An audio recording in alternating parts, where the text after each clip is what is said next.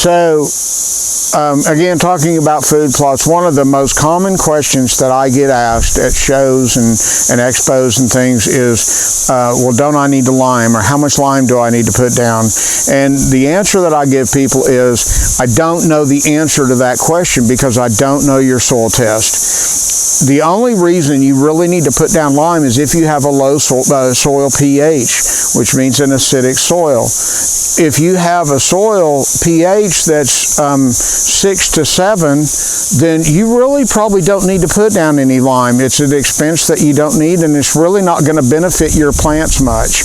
And if you're in the 7 to above 7 range, you definitely don't want to put down lime because it can move the pH even higher, which can be a high pH can often be more problematic than a low pH. So in general, 6 to 7 is ideal. 5.5 and above is acceptable. If you're below 5.5 in a pH, then you definitely are going to benefit from some application of lime.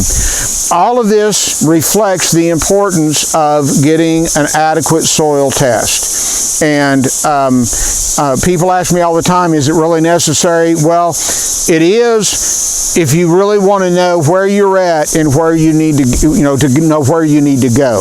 Because otherwise you're just taking a shotgun approach and without really knowing what you need and what you don't need. For example, your soil may be very adequate in phosphorus and potassium, but deficient in nitrogen, or it may be the inverse. It may be short on phosphorus or potassium, and you need all three of those nutrients in a balance to get the best plant health. So soil tests are really important, in my opinion, and they give you your fertility requirements. Most of these food plot materials are big users of nitrogen, and so a good general rule of thumb is between 50 and 100 pounds of N per acre, actual nitrogen per acre for most of these food plot materials.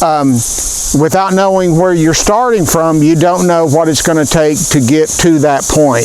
And so I really do recommend adequate soil tests. And when it comes to soil testing, keep in mind that an application of lime takes anywhere from 6 months to 2 years to adequately react with the soil to appreciably change that soil pH. So if you find out that your pH needs correcting, you're not working for that for this year. You're working for it for years down the road, because it does take quite some time for that to react with the soil.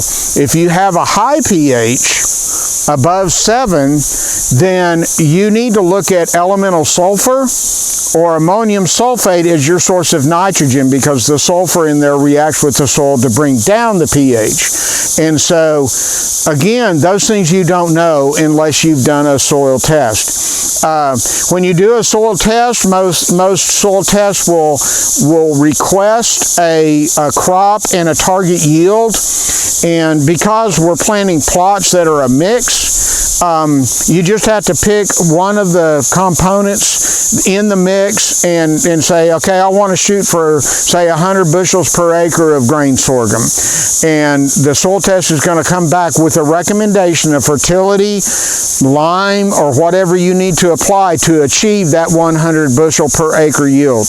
And the same with a cool season plot. If you're planting, for example, our fall annual plot mix, I would say I want to raise 40 bushel per acre wheat, and they will come back with a recommendation based on that goal, and it will tell you what you need to get to that goal. Your other plants will benefit and will tag along, so to speak. One thing about legumes, a lot of people misunderstand a legume. A legume is a product that is able to convert atmospheric nitrogen in the soil to a form that it can use. But all legumes will respond to the most readily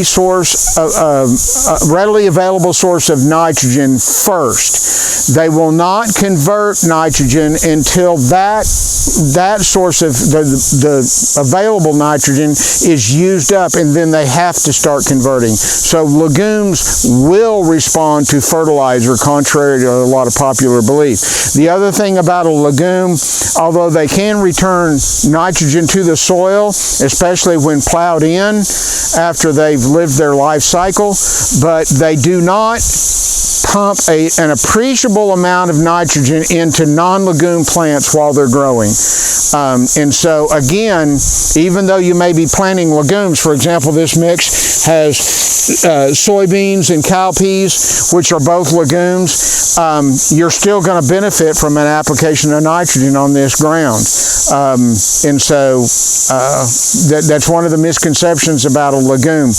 When it comes to the soil test, one thing I do need to mention is you can take it, in most states, you can take it to your local county extension office, and they will do those soil tests for you. They will send it in to whatever appropriate lab, and so that's one source. You can send it to independent labs if you would like. There's several of those out there.